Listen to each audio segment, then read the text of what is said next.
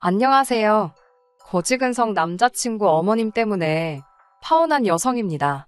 가끔 외롭거나 힘이 들 때 사연을 들으러 오는데요. 오늘만큼은 제 사연을 이야기해볼까 싶어요. 처음 남자친구를 알게 된 건 2년 전 가을이었습니다. 당시 저는 대학가에서 포장마차 분위기가 나는 작은 횟집을 운영하고 있었어요. 20대의 아가씨가 웬 횟집이냐 의아하실 수도 있는데 사실 저희 집은 경제적으로 한순간도 넉넉한 적이 없었습니다. 부모님께서 결혼하시던 때 친가와 외가 그 어느 쪽에서도 도움을 받지 못하셨다고요. 게다가 어머니께선 선천적으로 몸이 약하셨던 탓에 경제활동은 오롯이 저희 아버지의 몫이었습니다. 사정이 그렇다 보니 늘 저희 집은 경제적으로 빠듯했고 그나마 제가 중학교 졸업을 앞두었을 때 처음으로 저희는 반지하 월세에서 지상 빌라의 전세집으로 이사를 갔어요. 솔직히 저라도 공부를 잘해서 의사나 판검사라도 될 수 있었다면, 그래서 부모님을 가난에서 벗어나게 할 수 있었다면 좋았겠지만 저는 그렇게 특출난 학생은 아니었습니다. 노력을 안 해본 건 아니지만 제 상태는 누구보다 제 자신이 잘 알았지요. 이대로 대학에 간다고 한들 부모님 돈이나 까먹지 않겠나 싶어서 안 가겠다고 고집을 피웠어요. 하지만 부모님께선 절대로 안 된다고 무슨 수를 써서라도 제 대학 등록금은 내주실 테니 무조건 가라고 그러시더라고요. 대학을 안 나오면 이 사회가 저를 사람으로도 안 봐준다면서. 그래도 운이 좋게 서울 소재의 4년제 대학은 들어가게 되었습니다. 합격의 기쁨도 잠시, 바로 등록금 걱정이 되더군요. 부모님께선 걱정 말라 호언장담을 하셨지만 불안하고 괜히 죄송스럽고 그런 제 마음을 눈치채셨는지 부모님께서 저를 불러 통장 하나를 건네주셨습니다. 제가 어렸을 때부터 저를 위해 모으셨던 돈이라고요. 그날 저 부모님 앞에서 정말 눈물 콧물 흘리며 어린애처럼 울었습니다. 왜 나는 백화점에서 운동화 안 사주냐, 브랜드 잠바 입고 싶다며 철딱선이 어깨 굴던 지난날이 떠올라서 너무 죄송했거든요. 하지만 제가 자라는 동안 물가가 미친 듯이 올랐잖아요. 아버지가 모아주신 돈은 4년의 대학 생활을 충당하기엔 부족했습니다. 게다가 2학년으로 올라가던 해였습니다. 당시 저희 가족은 빌라에서 살고 있었는데 그 빌라 주인이 전세를 올리겠다고 통보를 해왔지요. 그 돈을 내지 못하면 찾아보나마나 지하 외에는 선택권이 없었습니다. 저나 아버지는 괜찮았지만 문제는 어머니셨어요. 앞서 말씀드린 바와 같이 저희 어머니는 건강이 매우 안 좋으셨거든요. 폐가 다른 사람들의 80% 정도밖에 역할을 해내지 못한다는 의사의 소견도 있었고 저는 고민 끝에 아버지께서 저에게 주신 돈을 다시 돌려드렸습니다. 아버지는 괜찮다고 어떻게든 당신이 돈을 구해오겠다 하셨지만 직장에서도 잘린 애만의 소리가 나오는 상황인 걸 알고 있던 저로서는 그런 아버지를 믿고 알아서 하시라고 내버려 둘 순 없었어요. 통장을 돌려드린 뒤 처음에는 학교를 그만두려고 했습니다. 제가 무슨 공부에 큰 뜻이 있는 것도 아닌데 하지만 나중에라도 부모님께서 제가 학교를 때려친 걸 아시면 얼마나 스스로를 탓하시진 않을지 걱정이 되더라고요. 고민 끝에 저는 일단 휴학 신청을 하고 학교 앞 횟집에서 아르바이트를 시작했습니다. 횟집에서 아르바이트를 시작할 때만 하더라도 몸에 뜨는 기술이나 그런 거에 대단한 뜻이 있던 건 아니고 그곳이 가장 빨리 일을 시작할 수 있었고 시급도 다른 곳보다 나쁘지 않았기 때문이에요. 하루에 8시간 이상 웬만한 회사원들보다 더 오래 일하면서 많은 걸 배웠습니다. 솔직히 저희 교수님이 들으시면 뭐라 하실지 모르겠지만 강의실에서 듣는 강의보다 훨씬 유용한 피가 되고 살이 되는 삶의 지혜까지 배우는 듯 했어요. 그렇게 2년을 휴학하면서 돈을 모았습니다. 일단 돈을 벌기 시작하니까 돈 욕심이 생기더라고요. 처음에는 등록금을 벌어야겠다는 생각이었는데 돈이 모이고 모여서 목돈이 되니 학교를 가는 게 맞나 싶었지요. 그런 와중에 어머니께 제가 학교를 가지 않고 횟집에서 돈을 벌고 있었다는 사실을 들키고 말았습니다. 매번 딸 옷에서 비린내가 가시질 않으니 어머니께서 며칠 저를 따라다니셨던 모양이더라고요. 어머니께선 이 모든 게 당신 때문인 것 같다고 앞으로 어떡하려고 그러냐며 아버지께서도 당신이 그 돈을 받아 쓰는 게 아니었다며 한바탕 난리가 났었어요. 저는 내라 모르겠다는 심정으로 이렇게 된 거 저를 한번 믿어달라 했습니다. 반드시 성공해 보이겠다고요. 한바탕 실랑이 끝에 어머니께서 알겠다고 대신 앞으로는 무엇을 하든 꼭 당신들한테 이야기를 하고 하라고 그러셨지요. 그리고 저는 막연히 생각만 했던 계획을 행동으로 옮기게 되었습니다. 그건 바로 제 횟집을 여는 거였어요. 사실 어머니께 들키기 며칠 전 제가 일하던 횟집 사장님으로부터 가족들하고 이민을 가게 되어서 가게를 내놓았다는 소리를 들었거든요. 사장님께선 자리도 어느 정도 잡혔는데 권리금 몇 푼 받고 넘기려니 속이 쓰리시다며 농담 반 진담 반처럼 저한테 가게를 사라고 하셨었지요. 솔직히 그때만 해도 가게를 열게 되면 더 이상은 부모님을 속일 수가 없을 거란 생각과 동시에 그렇다고 부모님을 설득할 자신도 없어서 아예 엄두도 내지 못하고 있었거든요. 하지만 이제 부모님도 다 아시겠다. 그 가게를 사야겠다 싶었지요. 그렇게 저는 제 가게를 갖게 되었고 일은 제가 생각한 것 이상으로 잘 풀리기 시작했어요. 이미 제가 오랫동안 아르바이트를 했던 덕분에 손님도 주인이 아저씨에서 저로 바뀐 거에 대해 크게 거부감이 없는 눈치였습니다. 다만 제가 아무래도 생선을 고르는 눈이라던가 회 뜨는 기술 같은 건 주인 아저씨만 못했으니까 제 스스로 자신이 없었네요. 그래서 더 열심히 일했습니다. 매일매일 새벽같이 직접 수산시장을 다녔고 작은 것 하나도 직접 해결하려고 노력했어요. 쉽지 않았지만 그 덕에 이 자리까지 올 수 있었다고 생각하고 지금도 전혀 후회하지 않아요. 그렇게 횟집을 5년 넘게 운영했습니다. 성실하게 노력한 덕분인지 횟집 자체는 완전히 자리를 잡았어요. 하지만 별의별 일은 계속해서 일어나더군요. 술 먹고 시비가 붙는 사람들도 있고 서비스 달라고 들어눕는 사람도 있었고 심지어 먹고 돈을 안 내고 가는 사람도 있었어요. 남자친구와 처음 알게 되었던 그날도 쉬운 날은 아니었습니다. 서로 다른 테이블에 앉아있던 손님들끼리 싸움이 붙었거든요.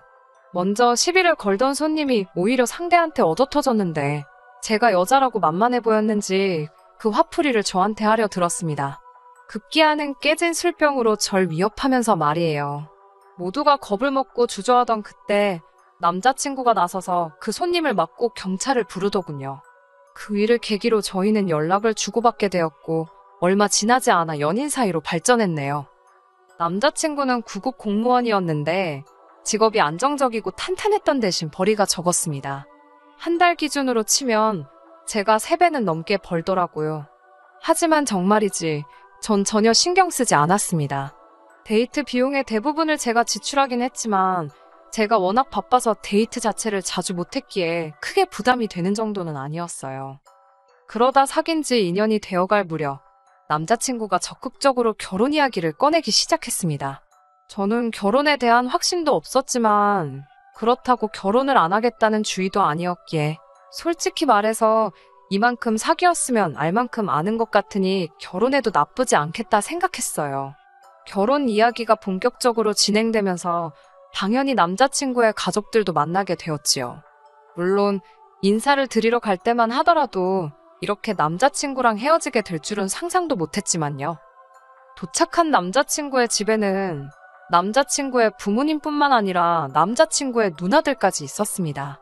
저는 선물로 과일 바구니에 꽃을 사갔는데 누나 중 한 사람이 돈 많이 번다더니 손이 작다고 그러대요. 남자친구가 저희 집에 인사 올 때 가져온 것과 똑같이 들고 온 건데 알고나 하는 소린가 싶었지만 그냥 그러냐고 웃어 넘겼습니다. 말이 나와서 말인데 어머님이 3시까지 오라고 하셨거든요. 속으로 애매한 시간대다 싶었지요. 보통 주변 친구들 말이 예비 시댁에 도착하면 식사하고 후식 먹고 그러면서 이야기가 오간다 했는데 3시에 점심을 먹기는 늦잖아요. 아니나 다를까 점심은 안 주시더라고요. 그런 건 별로 신경 쓰지 않았습니다. 제가 사간 과일을 같이 먹으며 이런저런 이야기가 오가기 시작했어요. 어머님께서는 기다렸다는 듯이 제가 어느 학교를 나왔는지 부모님은 무슨 일을 하시는지와 같은 것들을 물어보셨습니다. 남자친구 말로는 대략적인 건 이미 다 어머님께 자기가 말씀드렸다고 크게 신경 쓸 건 없을 거라고 했는데 사실 대학을 마치지 못한 게 자랑거리는 아니잖아요. 하지만 저에겐 딱히 컴플렉스도 아니었으니 솔직하게 말씀드렸습니다. 그러자 어머님께선 고졸인데 대학까지 나와서 공무원을 하고 있는 당신 아들하고 수준이 맞냐는 식으로 저를 무시하시더라고요. 게다가 옆에 있던 남자친구의 누나들까지 나서서는 사람이 돈이 전부가 아니라는 둥, 머리에 든 게 있어야 된다는 둥 말 같지도 않은 소리를 해대기 시작했어요. 이때 남자친구가 나서서 그러지 말라고 한마디만 했어도 저는 가만히 있었을 겁니다. 하지만 남자친구는 실실쪼개며 웃기만 할 뿐 저를 위해서 한마디도 하지 않더라고요. 내가 뭐 때문에 여기서 이런 대접을 받고 있나 싶어서 맞다고 남자친구랑 말이 잘 안 통한다고 받아쳤습니다. 남자친구가 책상 앞에만 있어서 그런지 꽉 막힌 구석이 있다고 어쩔 때는 저 돈 받고 일하면서 안 답답한가 싶고 그렇다고 받아쳤지요. 그러자 어머님께선 저더러 돈 좀 번다고 벌써부터 당신 아들 무시하냐고 발끈하시더라고요. 저는 남자친구처럼 실실 웃으며 그럴 리가 있냐고 대꾸했고요. 솔직히 처음 인사드리러 간 자리였으니 제가 제 자신을 낮추고 어머님 비위에 맞춰드릴 수도 있었을 겁니다. 하지만 뭐가 그렇게 재밌고 즐거운지 남자친구는 어머님이나 언니들의 의도도 눈치채지 못한 채 제 편을 들기는커녕 멍청이 마냥 자리를 지키며 실실 웃고만 있더라고요. 게다가 집 이야기가 나오자 가관이었습니다. 저는 당시 시세 7억짜리 집을 가지고 있었어요.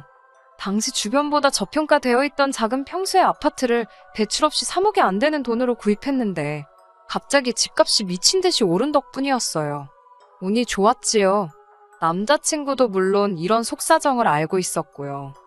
하지만 어머님께선 이 사실은 모르고 계셨는지 저에게 집은 어떻게 할 거냐고 물으셨습니다. 저는 남자친구와 얘기가 되어 있던 대로 제 아파트에서 시작하려고 한다고 말씀드렸어요. 대신 신혼집으로 들어가는 만큼 인테리어와 가정가구는 남자친구가 하기로 했다고요.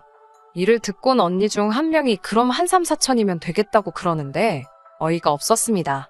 모르면 가만히나 있지 아무렇게나 떠들어대네 싶어서 아니라고 1억 정도 예상하고 있다고 했어요.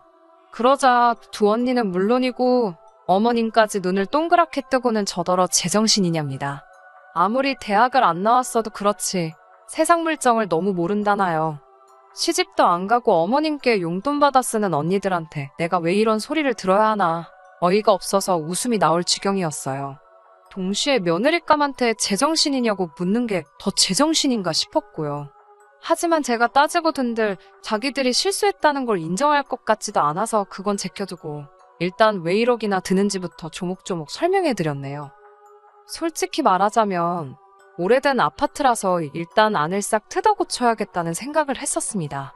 그리고 가정가구도 오래오래 쓸 거니까 좋은 브랜드 제품으로 하고 싶었어요. 사람마다 생각하는 기준이야 다르겠지만 저는 대부분의 시간을 횟집에서 보내다 보니 집에서 머물 때만큼은 정말 편안하게 있고 싶었거든요.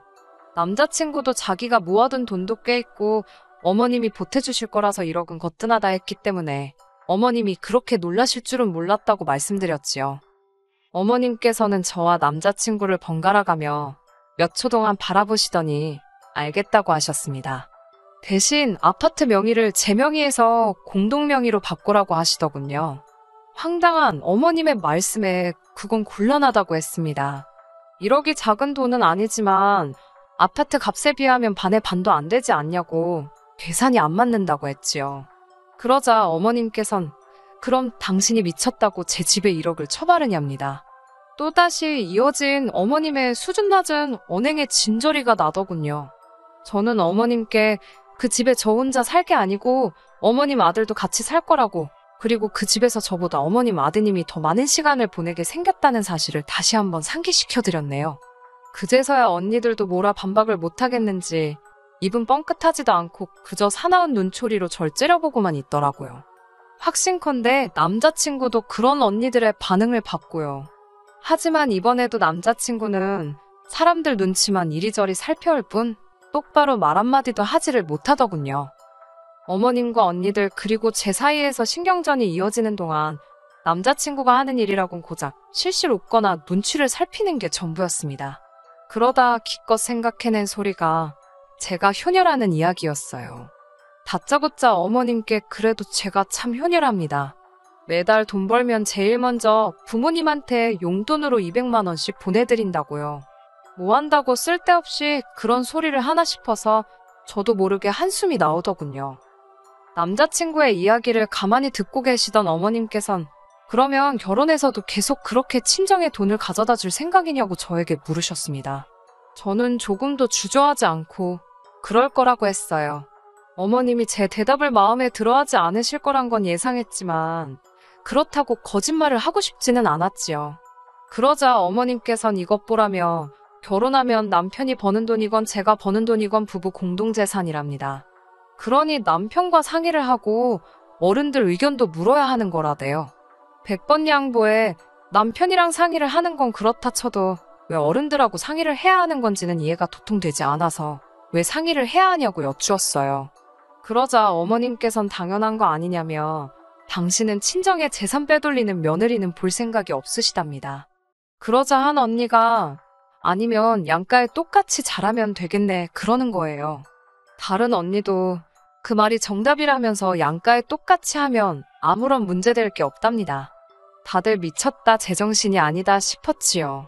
솔직히 이때는 이미 결혼하겠다는 생각은커녕 갈 때 가더라도 할 말은 하고 나가야겠다 싶어 어머님을 똑바로 쳐다보고 말씀드렸습니다. 어머님, 저희 부모님은 당신들 드실 거 못 드시고 입을 거 못 싸입으시며 저를 키우셨지만 어머님은 뭐 절 위해 하신 일이 있으신가요? 막말로 저 잘하는 동안 1,000원 한 장 보태신 게 없지 않냐고. 효도를 받고 싶으시면 어머님이 공들여 키운 자식들한테 받으시면 될 것 같다고 했습니다. 어머님의 얼굴은 점점 울그락불그락 변해갔고 이번만큼은 남자친구도 상황이 잘못되어간다는 걸 눈치챘는지 절 잡아 끌어서 집 밖으로 나가더군요. 제가 왜 이러냐고 이 손 놓으라고 남자친구 손을 뿌리치니 남자친구가 저더러 너야말로 왜 그러냐입니다. 결혼 안 할 거냐고 적당히 대충 맞춰드리면 되지 왜 그렇게 다 따박따박 말대꾸를 하냐고요.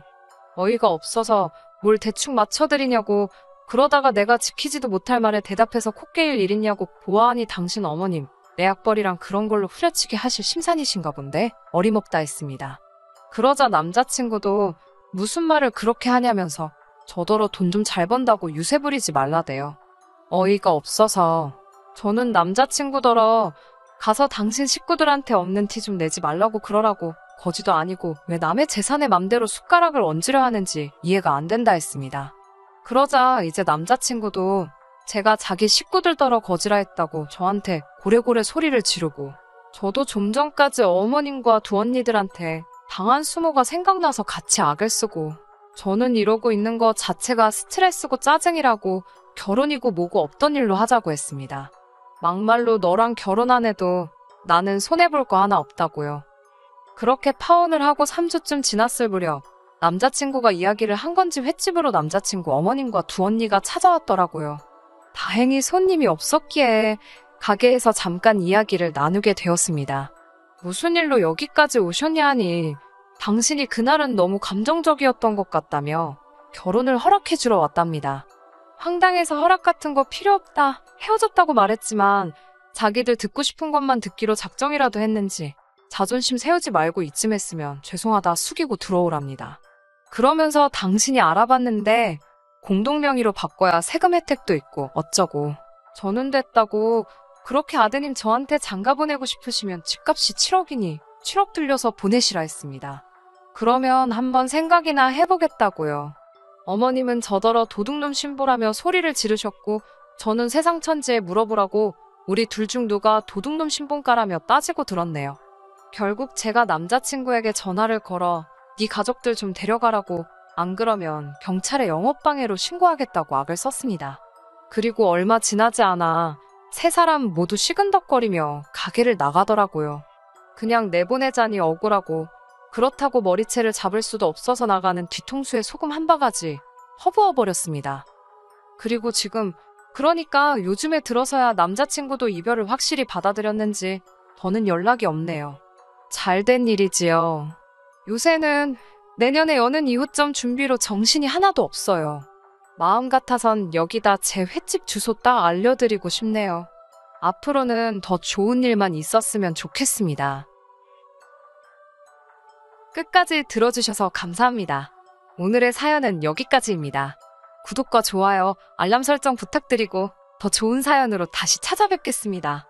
감사합니다.